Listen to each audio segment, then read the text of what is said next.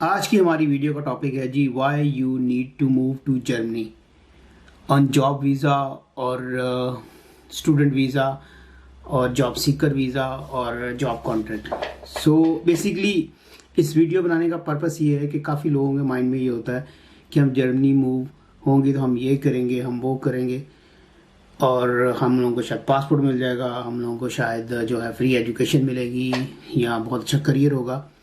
तो I thought कि I will make a detail video कि अगर आप जर्नी मूव हो रहे हैं तो आपके माइंड में क्या जो है ऑब्जेक्टिव्स हैं और इन ऑब्जेक्टिव्स को लेके आप क्या कर सकते हैं, आपकी ग्रोथ क्या हो सकती है, आपका फ्यूचर प्लान क्या हो सकता है। तो let's talk about that topic. और इसके 5 बेसिकली मेजर जो हैं वो रीज़न होती हैं जो मेजोरिटी लोग जर्नी मूव करते हैं।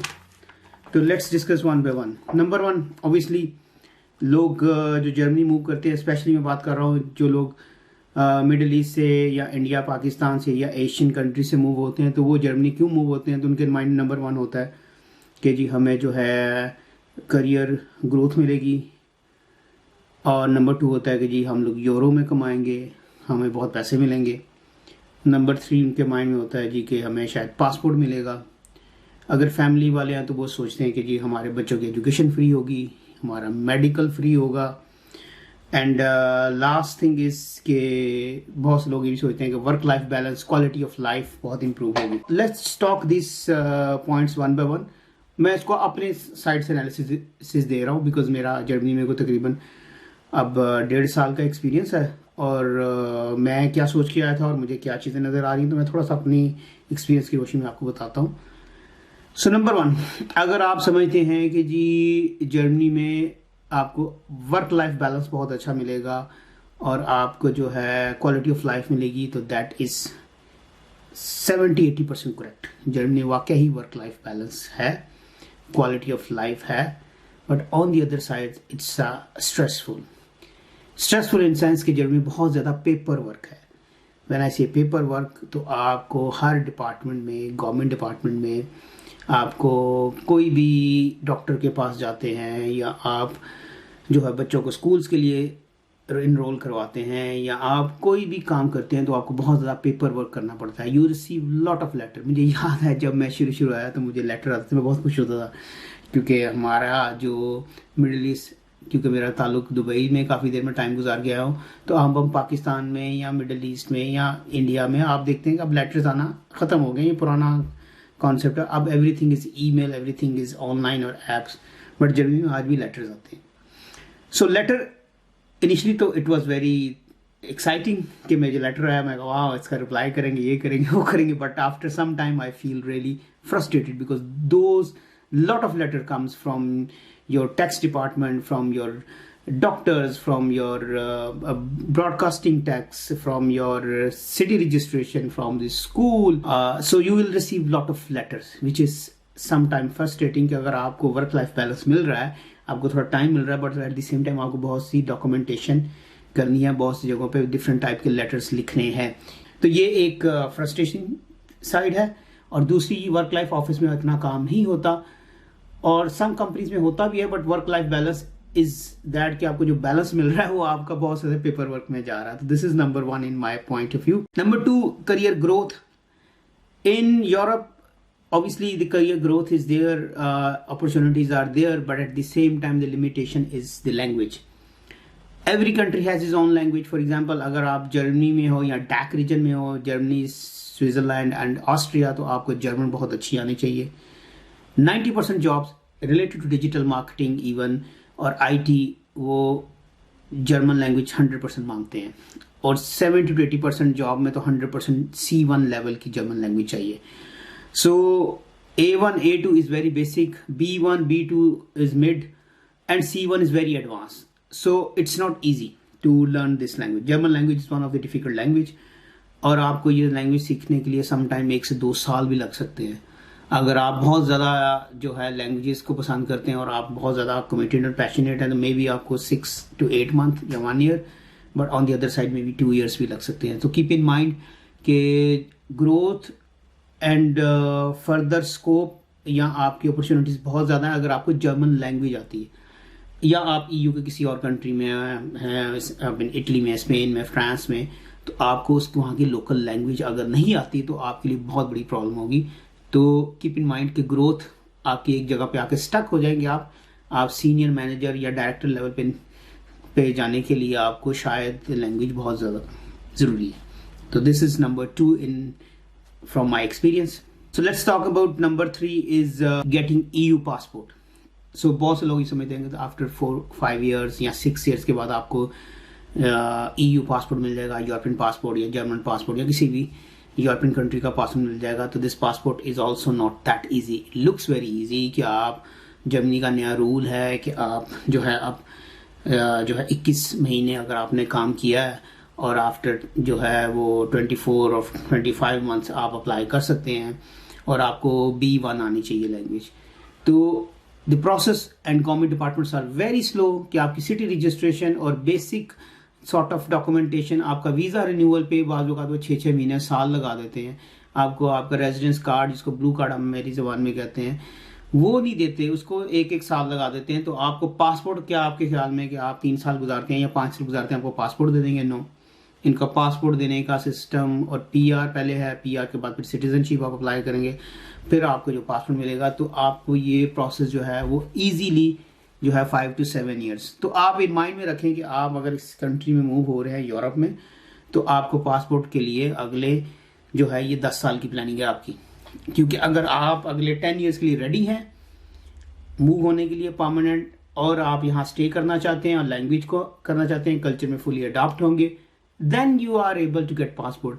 अगर आप यहाँ कुछ अर्से के बाद आगे फ्रस्ट्रेट होते हैं और लैंग्वेज के साथ नहीं सीखते और इंटीग्रेट नहीं होते जर्मन सोसाइटी में या यूरोपियन सोसाइटी में अकॉर्डिंगली, फिर आपको शायद PR ही मिलेगी और आप बाद में पासपोर्ट वगैरह शायद नहीं लेंगे या आप अप्लाई नहीं करेंगे, whatever, this is different. So keep in mind it's not as per books जो आपको नजर आता है कि 3 साल बाद, 5 साल बाद, it can take 7-8 years, maybe more than that. This is number 3 point. So let's talk about number 4, earning. बहुत से लोगों का भी प्लान होता है कि जी यूरोप में अर्निंग बहुत अच्छी है, we will earn in euros, और हम इंडिया पाकिस्तान के हिसाब से, पाकिस्तान का तो जो है 1 यूरो 300 पाक रुपीस बनता है। आप अगर यूरो में कमा रहे हैं तो आपको यूरो में खर्च करने हैं, and on top of that आपको टैक्स देना है, and tax is very heavy. I don't know about other countries in Europe, but Germany में tax can go from 40 to 45%, which is very big tax. अगर आप single हैं तो it can go to 45%। अगर आप family और बच्चे हैं तो बेयर मिनिमम भी टैक्स क्लास 3 में आपको 35-36% टैक्स देना है। सो आपकी सैलरी का 35-36% या 40% ऑन एवरेज टैक्स में जाएगा। तो आप देखेंगे आपकी सेविंग्स क्या होंगी। You what ever you will earn, you will have minimum in hand to pay your rent, to pay your groceries and utilities। at the end आपको शायद 2-4-500 यूरो बचेगा, और अगर आप स्टार्ट में तो शायद वो भी ना बचे।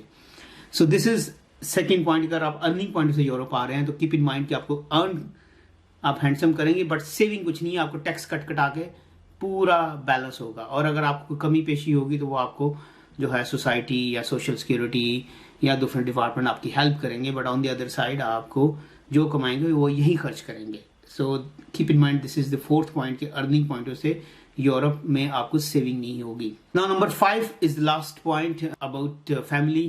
This is a good place for family. Yes, for family point of view, free education and free medical, that is a big thing. I lived in Dubai like 10 years, और मेरी अगर कभी भी जॉब गई तो I never got any sort of benefit. मुझे job जाती थी तो मेरे पास 2 महीने 3 महीने का बैकअप होता था, और उसके बाद क्या होता था कि we have to take loan, और हम किसी दोस्तों से पैसे पकड़ते थे, जो भी है। अगर आपको 2-3 महीने जॉब नहीं मिली तो आपके, बट यूरोप में या मिडिल जर्मनी में क्या है कि अगर आपकी जॉब जाती है तो you have a benefit from social security, which is a good thing. अगर आपकी जॉब चलेगी तो आपको सोशल सिक्योरिटी आपको 5-6 महीने के लिए पैसे देती है कि आप अपना बेयर मिनिमम खर्चा चला लें। This is a very good thing. On the other side आपके बच्चे स्कूल जा रहे हैं तो वो स्कूल जाते रहेंगे, कोई स्कूल से कोई नहीं निकालेगा। इंडिया पाकिस्तान या मिडल ईस्ट की तरह आपने स्कूल की फीस नहीं दी तो 2 महीने बाद, 1 महीने बाद आपको नोटिस आएगा आपके बच्चे बाहर है, बट यहाँ पे ऐसा कुछ नहीं है, बच्चे स्कूल जाते रहेंगे। आपका मेडिकल जो है वो चलता रहेगा, वो सोशल सिक्योरिटी आपकी जॉब जाती है तो अनएम्प्लॉयमेंट एजेंसी आपका मेडिकल देगी, तो आपका मेडिकल भी कंटिन्यू रहेगा. In term of medical is good but not as good as you think sometime, because doctor appointments और सिस्टम और ये चीज़ें बहुत स्लो है, और यहाँ पे बहुत ही बेयर मिनिमम मेडिसिन दी जाती है, और अगर आप बहुत ही ज़्यादा कुछ शोर मचाएंगे तो आपको फिर कुछ होगा, लेकिन यूजुअली वो डॉक्टर्स आपको ज़्यादा टेक केयर नहीं करते, और वेरी बेसिक रहता है मेडिकल. ये जो आपको फ्री मेडिकल या कंपल्सरी इंश्योरेंस मेडिकल मिलता है दैट इज़ वेरी बेसिक. और अल्लाह ना करे अगर आप बीमार होते हैं, हॉस्पिटलाइज होते हैं, तो उसका केस क्या, I don't know about that, मेरा ऐसा कोई एक्सपीरियंस नहीं है. But medical is basic and German education is also different. It's not like British education या इंडिया पाकिस्तान में CBSE और पाकिस्तान बोर्ड वाला कल्चर नहीं है. पढ़ाई ज़्यादा नहीं होती यहाँ पे कंसेप्चुअल स्टडीज़ है which is good for kids, but at the same time challenges for kids also, कि language is a big issue, कि सारी किताबें बच्चों की जो हैं वो जर्मन में ही होती हैं, और आपके बच्चों को भी 2, 3, 4 साल लग जाएंगे एडजस्ट होते होते.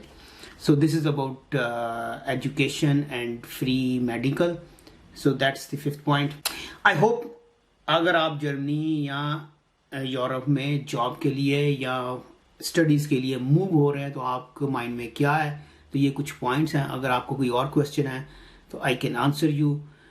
We can talk about later video about digital marketing career in Germany. मेरी एक वीडियो है यहाँ पे लिंक में कहीं, वो देख लें जिसपे आपको डिजिटल मार्केटिंग करियर की बात कर रहा हूँ इन जर्मनी.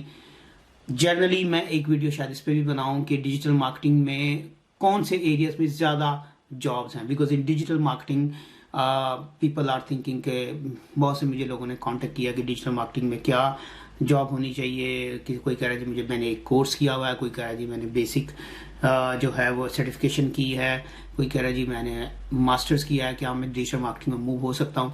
तो मैं उसके लिए आपको एक सेपरेट वीडियो में शायद गाइड करूँ कि आपको अपना डिजिटल मार्केटिंग करियर जर्मनी में कैसे स्टार्ट करना है. And in this video it's about your plan and your objectives to coming Germany. What should be your top priority, आपके माइंड में क्या है. Please comment and share with me. If you like it, please share and subscribe, and see you in the next one. Take